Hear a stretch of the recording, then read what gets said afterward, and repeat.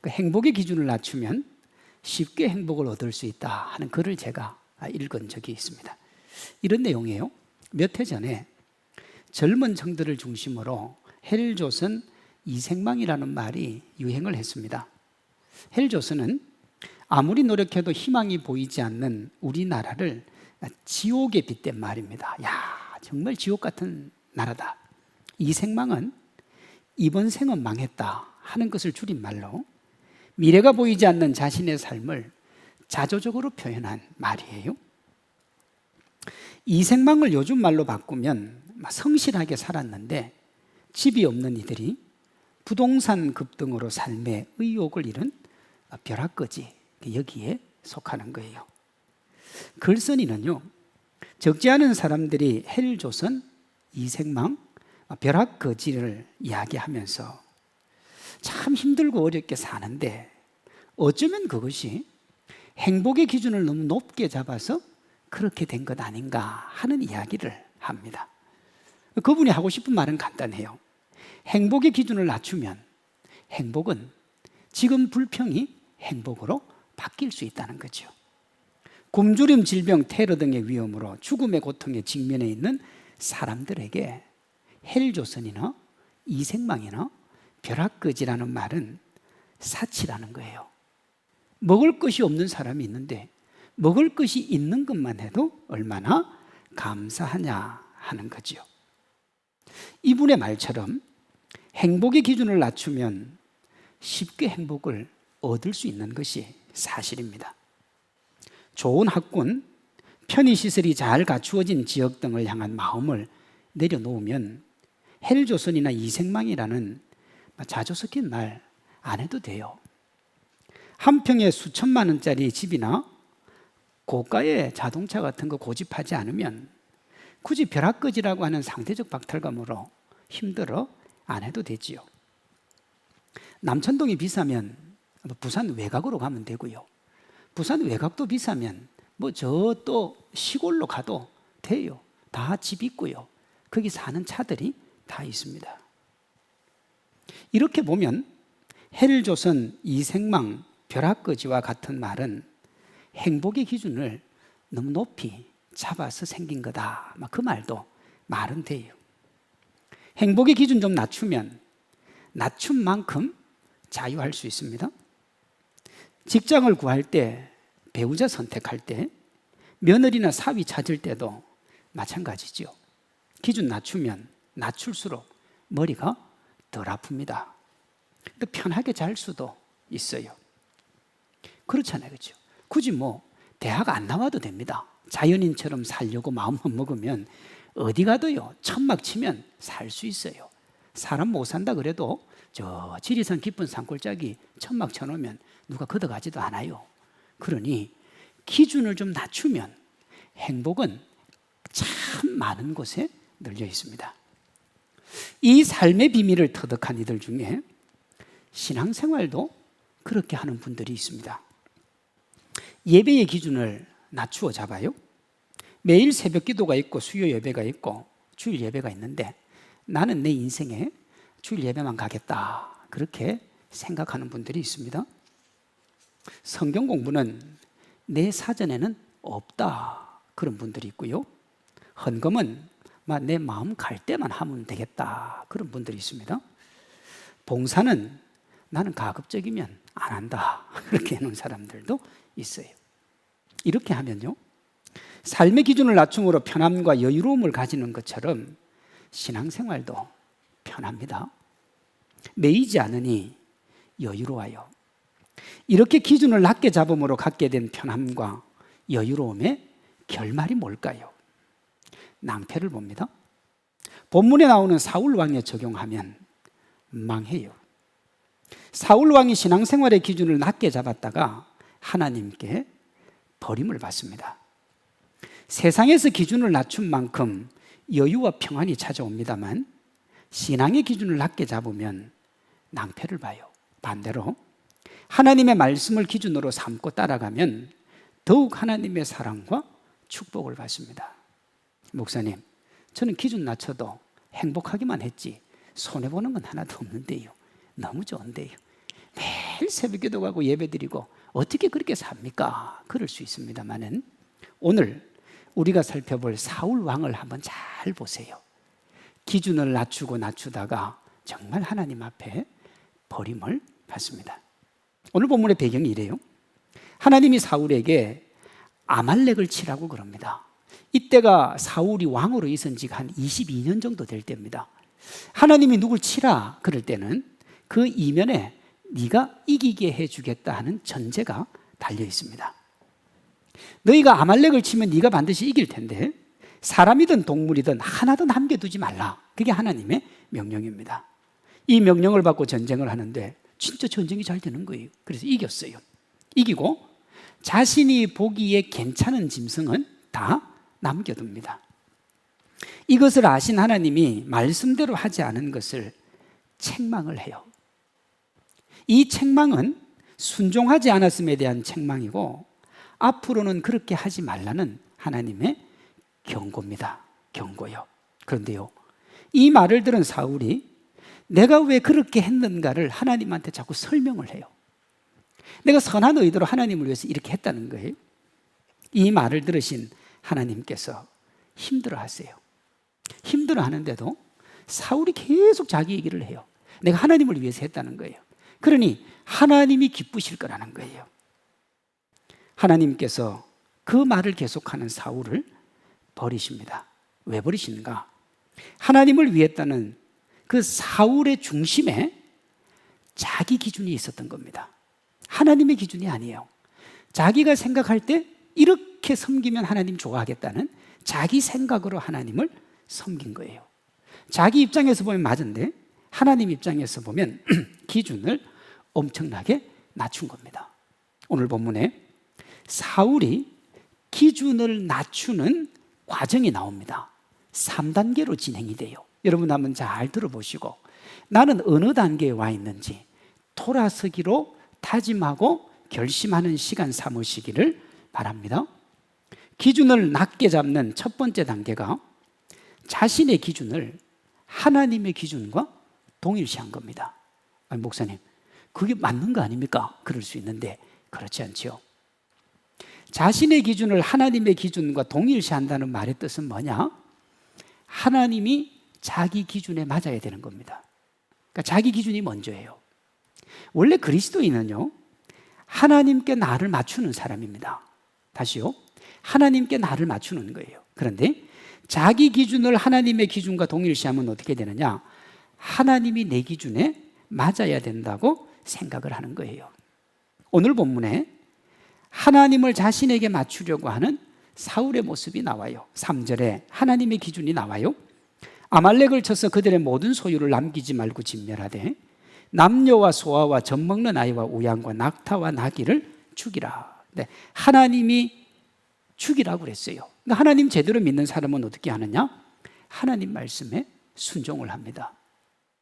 하나님 보니까, 제가 보니까 그건 옳지 않아요. 그러니 이렇게 하는 게 좋겠어요. 그건 우리끼리는 그렇게 얘기할 수 있는데요, 하나님한테는 그렇게 하면 안 돼요. 사울은 어떻게 했을까요? 9절에요.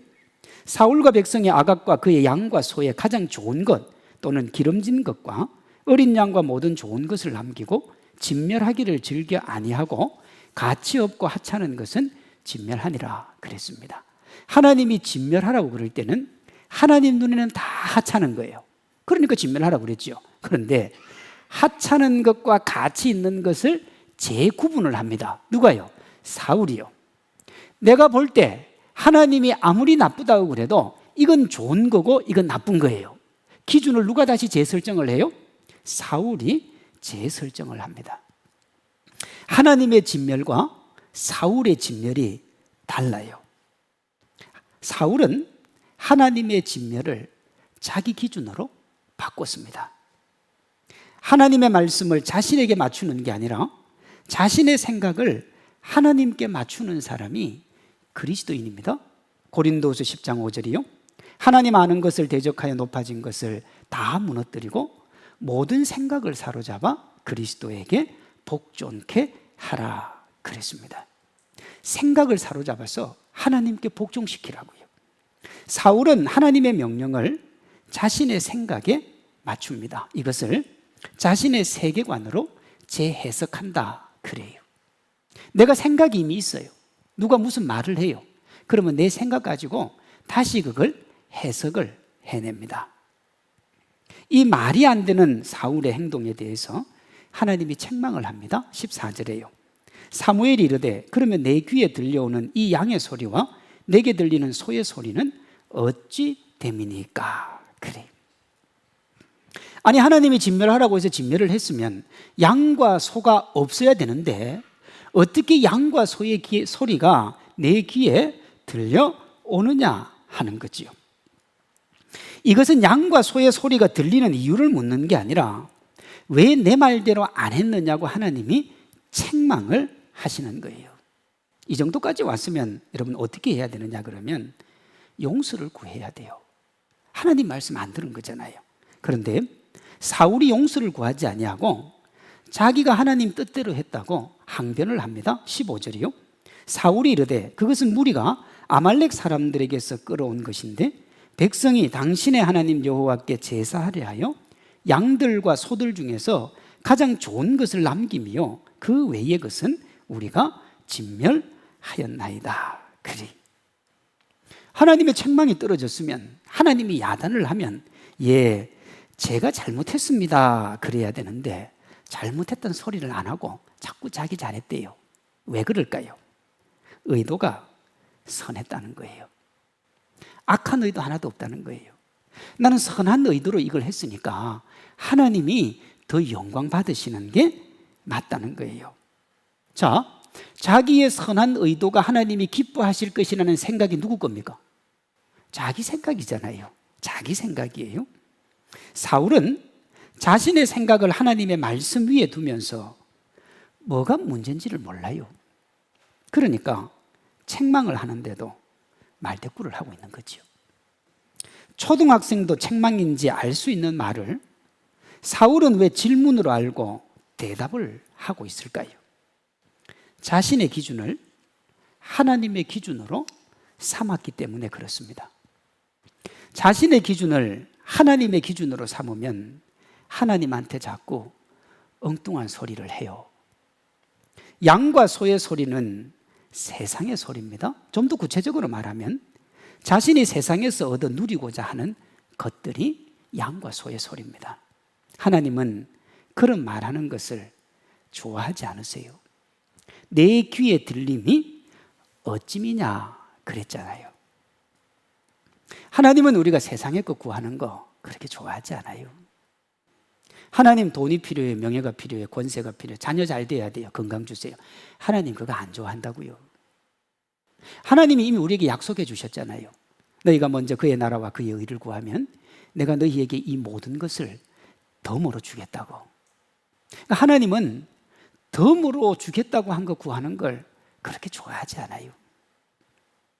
여러분이 하나님 귀에 들리는 소리 어떤 소리 하고 있는지 한번 돌아볼 필요가 있습니다.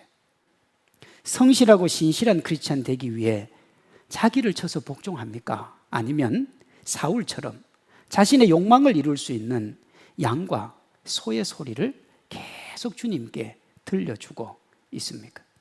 하나님은요, 하나님을 위한 것으로 포장했지만 결국은 자신의 욕망을 위한 말들을 멈추라는 거예요.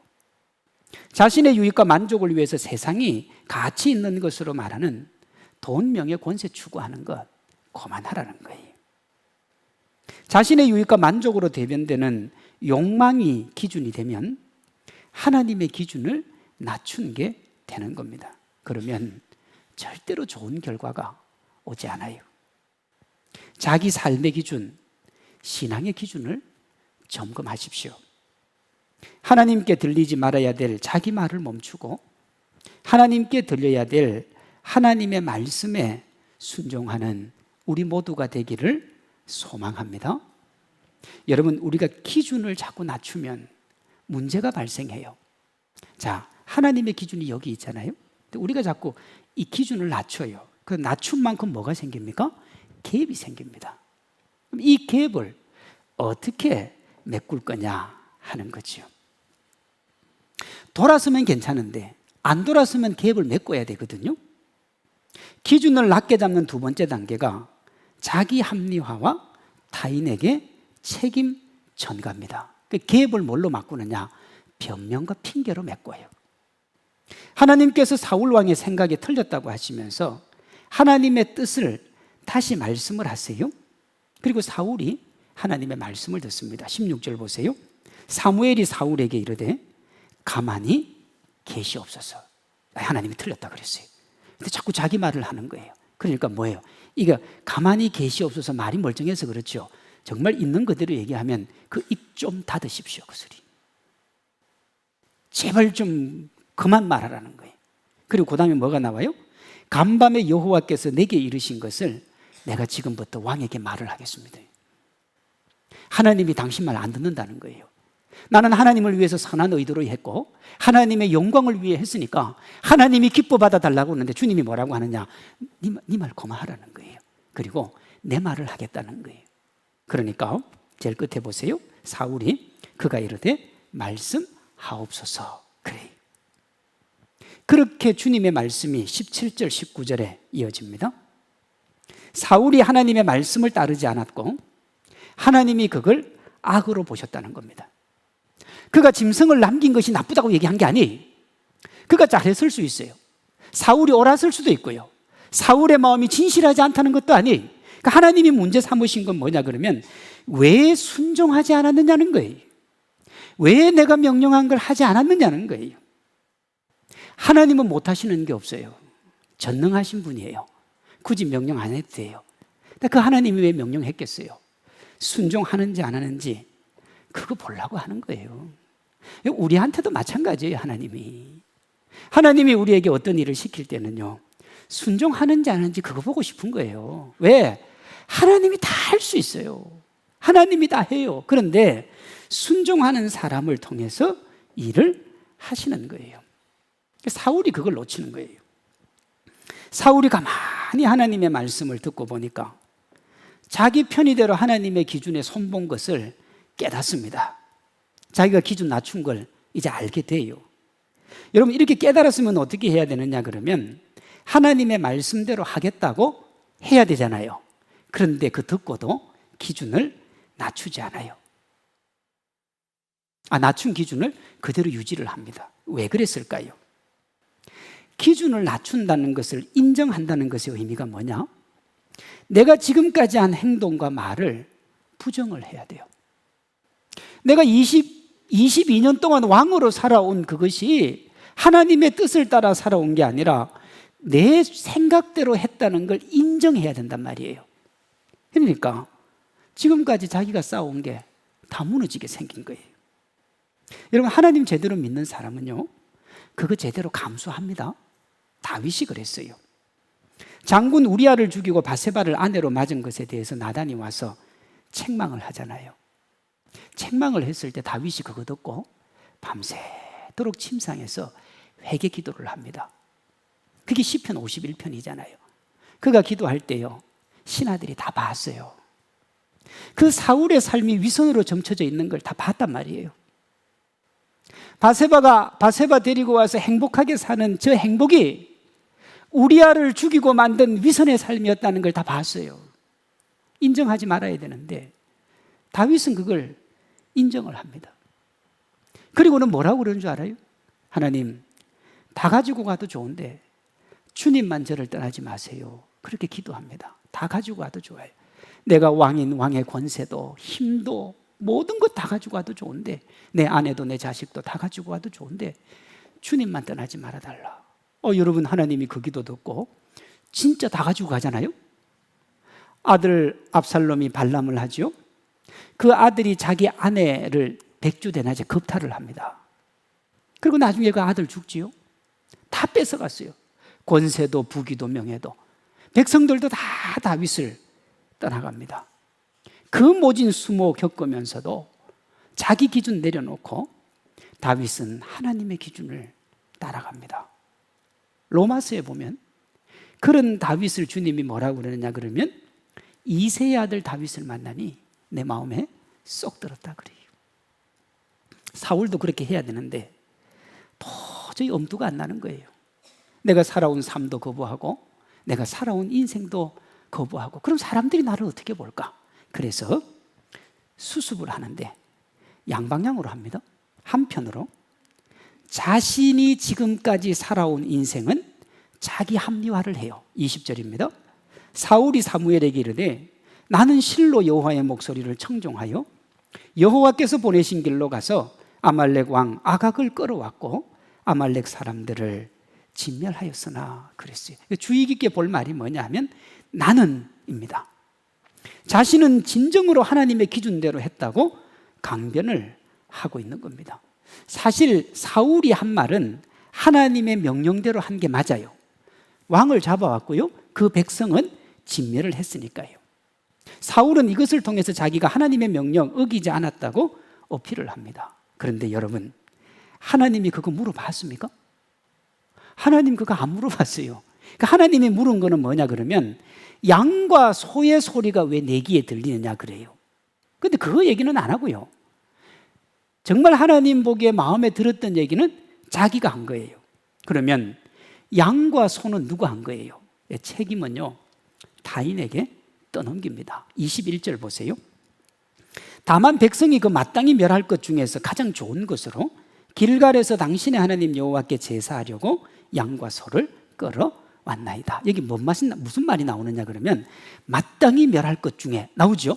그러니까 자기가 하나님 말씀 들어보니까 자기가 뭘 잘못을 한 거예요. 근데 이거는 누가 했느냐 그러면 백성이, 주어가 백성이에요. 자기는 한 게 아니에요. 자신은 하나님의 뜻대로 했는데 백성들이 말씀대로 하지 않은 거예요. 나는 아무 책임이 없어요. 백성이 책임을 져야 돼요.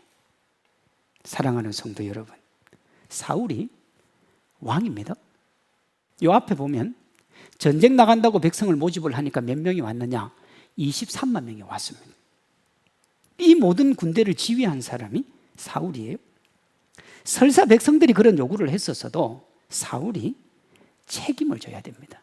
그런데 자기 살자고 백성들에게 책임을 전가를 합니다. 하나님이 잘했다고 한 아말렉 죽인 것은 자기가 했고, 하나님이 문제 삼으신 양과 소를 살려둔 것은 백성들이 했다는 거예요. 여러분, 이걸 뭐라고 하느냐? 치사하다 그럽니다. 정말 치사한 거예요. 그렇잖아요. 여러분, 지도자는 책임지는 사람이에요. 남 탓하고 핑계하는 사람이 아니라는 말이에요. 근데 사울 왕이요, 왕이 되어가지고 백성들한테 핑계를 대는 거예요. 여러분, 정말 치사해요. 그런데 의외로 우리 사회에 이런 사람들이 적지 않습니다. 잘한 것은 자신의 공이고 못한 것은 타인의 탓이에요. 그게 뭐예요? 내로남불, 남탓, 그게 다 여기 속하는 겁니다. 지도자는 책임을 져야 돼요. 지금 경제가 많이 어렵지요. 물가가 5% 이상 올랐다. 13년 몇 개월 만에 처음이라고 그래요. 아무리 그래도요, 여러분, 윤석열 대통령은 그걸 가지고 이전 정부 탓을 하면 안 돼요. 왜냐? 그럴 줄 알고 대통령 된 거잖아요. 대통령 됐는데 왜 남 탓을 해요? 내가 지도자면 내가 책임을 져야 되지요. 이러면 그 얘기거든요. 물론 타인에게 책임이 없다는 말이 아닙니다. 자신이 당사자이니 자신의 책임이 가장 크다는 거예요. 이게 상식입니다, 여러분. 중직이든 순장이든 누구든 책임을 져야 돼요. 책임을요. 남 탓하면 안 돼요. 그런데요, 제가 지금까지 봐온 성도님들 중에 중직이 나서서 말을 더 많이 하는 사람들도 있어요. 책임을 져야 될 사람이 책임 회피를 하는 거죠. 기준이 낮아졌다는 것을 모르면 이렇게 되는 거예요. 만약에 우리 스스로가 변명이나 핑계를 계속 대고 있으면 이미 우리는 하나님의 기준을 떠난 지 오래되었다고 보시면 돼요. 정확해요. 자기 합리화가 핑계고요, 타인에게 책임을 떠넘기는 것이 변명입니다. 핑계대고 변명하는 저변에 자기가 잘못했다는 걸 인정하는 게 있어요. 왜? 잘못한 줄 아니까 핑계대고 잘못한 줄 아니까 변명하잖아요. 여러분, 그때 어떻게 하면 되느냐? 인정하면 돼요. 인정하면. 여기서라도 인정하면 제대로 설 수 있어요. 그러나 여기에서도 인정을 안 하면 진짜 이제 끝간대로 가는 거예요. 그게 3단계예요. 기준을 낮게 잡는 세 번째 단계는 뭐냐면 쇼윈도우의 삶을 살아요. 그때부터는 신앙생활도 이제 그렇게 합니다. 타인에게 보여지는 모습은 멋지고 화려한데 보여지지 않는 모습이 정반대인 경우를 쇼윈도우의 삶이라 그럽니다. 방송에서는 정말 인고 부부인데 집에서는 폭력으로 얼룩진 가정이 여기 속합니다. 어떤 연예인들은요, 나와가지고 정말 낯간지러운 그런 행동들이 있잖아요. 예? 정말 제가 태어나서 한 번도 못 해본 그런 말, 상대방이 들으면 너무 기분이 좋아서 까르르 넘어가는 그 인고 부부라 그래요. 그런데 얼마 지나지 않아서 둘이 이혼을 해요. 이혼한 이유가 뭐냐 하면 남편한테 수시로 맞았는 거예요. 봤지요? 언론에 가면. 아니 그런데 그렇게 때리고 맞으면서 왜 방송에 나오고는 그렇게 행복한 척 생쇼를 하고 난리를 지깁니까? 그게 쇼윈도우의 삶을 살아서 그런 거죠. 근데 오늘 본문에 사울이 꼭 그렇게 신앙생활을 했습니다. 사울이 자신의 행동을 합리화하고 책임을 백성에게 떠넘겼다 그랬잖아요. 기준을 낮추니까 그 갭을 메워야 되니까요. 23절에 보면 하나님이 그런 사울을 버립니다. 그런데요, 버림받은 사울이 31절에 보면 하나님께 예배를 해요. 이에 사무엘이 돌이켜 사울을 따라가며 사울이 여호와께 경배하니라. 여러분, 하나님은 회개하지 않거나 제대로 주님을 따르지 않는 사람의 예배를 받지 않으십니다.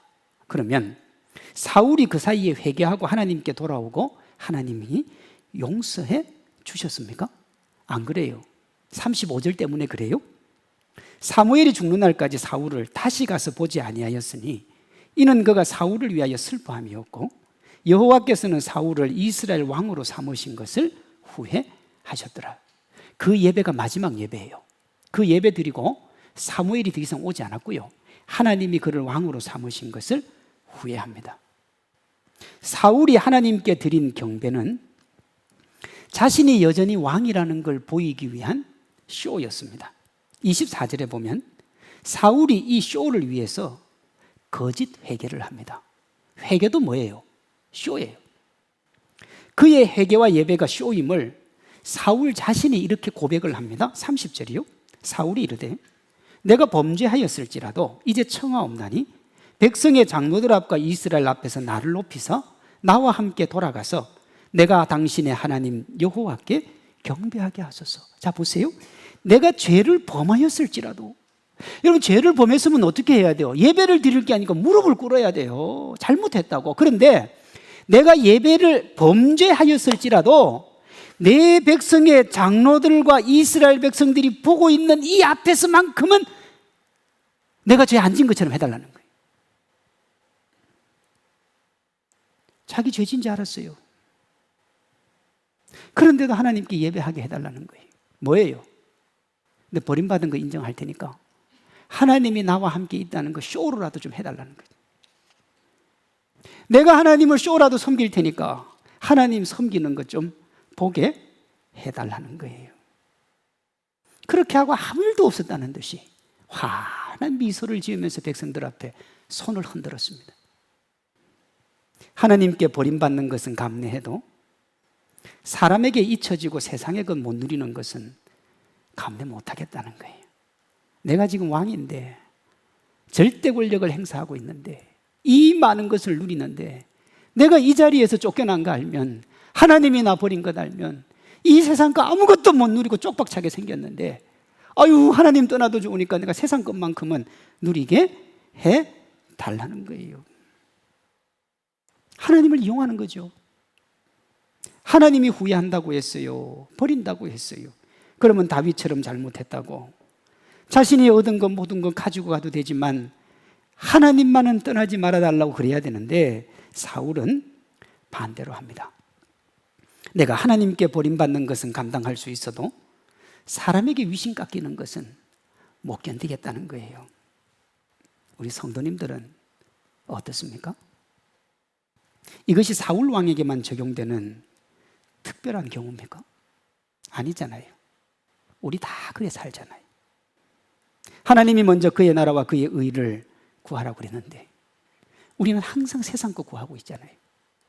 양과 소의 소리가 아니라 하나님의 뜻의 소리를 듣고 싶은데 우리는 언제나 양과 소의 소리를 하나님께 내어 뱉잖아요. 돈 주세요, 명예 주세요, 권세 주세요, 건강 주세요. 하나님은 그 소리 들리면 안 된다고 하는데 자꾸 해도 안 된다고 하니까 어떻게 해요? 변명과 핑계를 적당히 섞어가면서 하잖아요. 하나님, 이번만 들어주시면 제가 이렇게 할게요. 근데 하나님, 이건 제가 한 게 아니고 다른 사람이 한 거거든요. 이렇게 우리가 변명과 핑계를 계속 섞으며 하나님께 얘기하는 거예요. 그러면 어떤 일이 벌어지는 줄 압니까? 하나님이 최종 결단을 물어요. 야, 너 하나님과 세상 중에 양자택일 하라. 이제 내가 너 못 견디겠다. 그러면 어떻게 하느냐? 사울처럼요, 하나님 최대한 이용하고 세상 택합니다. 사울이 얼마나 하나님 이용해 먹었어요. 왕으로 부름받을 때도 이용해 먹고, 지난 22년 동안 하나님 이용해 먹고, 지금도 사무엘을 통해서 자기가 하나님 섬기는 것처럼 이용해 먹고, 그리고는 어떻게 하느냐? 하나님 버려버려. 하나님께 버림받을 수는 있어도 사람에게 폼 잡고 세상의 것 놓을 수 없다고 하면서 그러는 겁니다. 적지 않은 이들이 이런 선택을 하는 이유를 사울 왕이 제공을 해줘요. 여러분, 사울 왕이요, 거짓된 예배로 하나님께 버림을 받잖아요. 누구보다도 그를 아껴주던 사무엘이 떠납니다. 하나님께도 버림받았어요. 그러니까 사울은 다 잃어버린 거예요. 그런데 눈에 보이는 현실에 있어서는 사울이 잃은 게 하나도 없어요. 권력 그대로 가지고 있죠. 왕자도 그대로 가지고 있어요. 그리고 두 개를 더 얻었습니다. 뭘 얻었느냐? 하나님이 떠났으니까 하나님의 간섭이 없어졌어요. 사무엘도 떠났으니까 사무엘도 잘못했을 때 지적질을 안 해요. 그러니 어떻게 해요? 진짜 이제 자기 마음대로 해도 돼요. 자기 하고 싶은 대로 해도 돼요. 누릴 건 다 얻었으니까요. 신앙의 기준을 낮추면 사울처럼 이렇게 행복과 기쁨을 누리는 것 같은데요. 근데 그게 잠시예요, 잠시. 이때부터 사울에게 심리적 불안이 찾아옵니다. 힘들어져요, 마음이. 왜 힘들어졌습니까? 하나님이 너를 버렸다고 얘기를 했어요. 그러니 어떻게 해요? 이 왕자를 누구한테 물려줘야 돼요? 요나단에게 물려줘야 되는데 누가 방해를 해요? 하나님이 방해를 해요. 그런데 사울이 어떻게 생각하느냐 그러면 하나님의 방해를 자기가 뚫을 수 있을 거라고 생각을 하는 거예요. 와, 이런 무섭죠.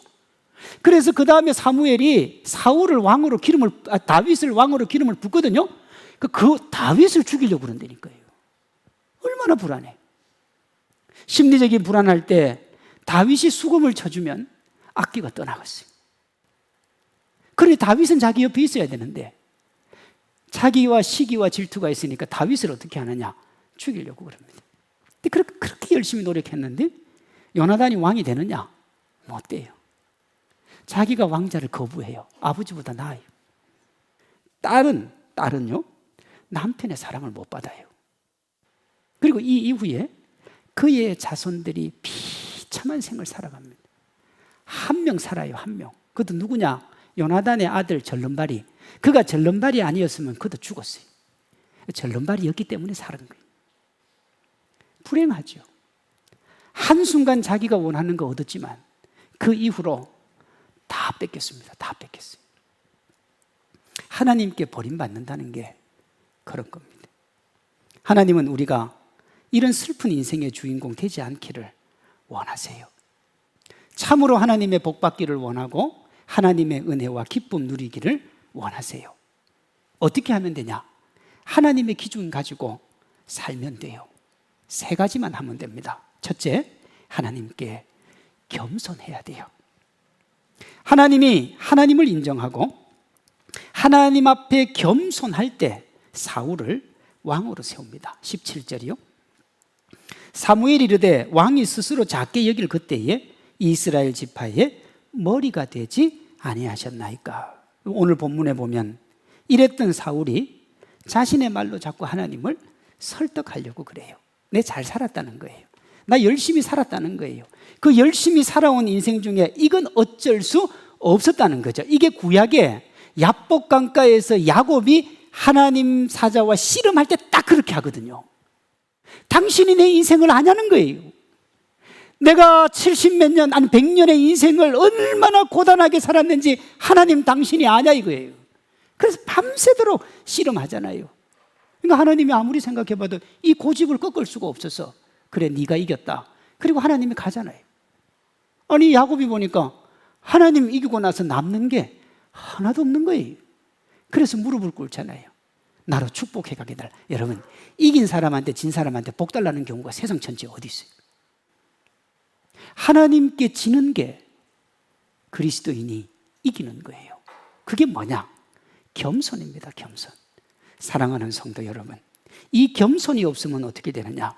얼굴에 철판을 깔아요. 사울 왕처럼.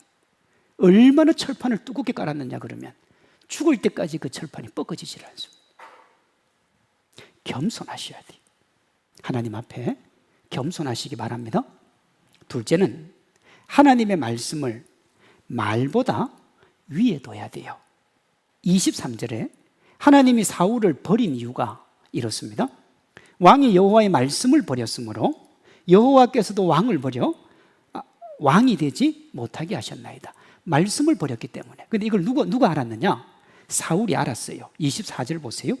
내가 여호와의 명령과 당신의 말씀을 어긴 것은 내가 백성을 두려워하여 그들의 말을 청종했기 때문이다. 그랬다고요. 말씀을 왜 버렸습니까? 말 때문에 버렸어요. 여러분, 사실 말이라는 게 참 무섭지요. 무섭습니다. 말 한마디 잘못 듣고 나면 막 인생이 막 끝날 것 같아요. 그 사실은 말이 무섭지요. 근데 주님이 뭐라고 하시느냐? 아무리 무서워도 말씀보다는 높이 두지 말라는 거예요. 말보다 말씀을 더 가까이 하고 말보다 말씀에 더 민감함으로 말을 말씀으로 이기는 말씀의 사람 되시기를 바랍니다. 셋째가 말씀이 삶이 되도록 부단히 노력하는 겁니다. 22절에요. 순종이 제사보다 낫고 듣는 것이 순양의 기름보다 낫다. 우리가 그렇게 많이 아는 구절이 여기에서 나온 거예요. 여기에서요. 순종이 제사보다 낫다. 이 순종을 다른 말로 뭐라고 하느냐? 신앙과 삶의 일치를 추구하는 겁니다. 기준이 있어요. 하나님의 기준이. 그런데 사람은요, 절대 이 기준대로 못 살아요. 못 사니까 어떻게 해요? 살려고 노력하는 겁니다. 하나님은 우리에게 뭘 원하냐? 노력을 요구하세요. 여러분, 노력하기 싫은 사람이 핑계대고 변명하는 겁니다. 노력하는 사람은 딴소리 안 해요.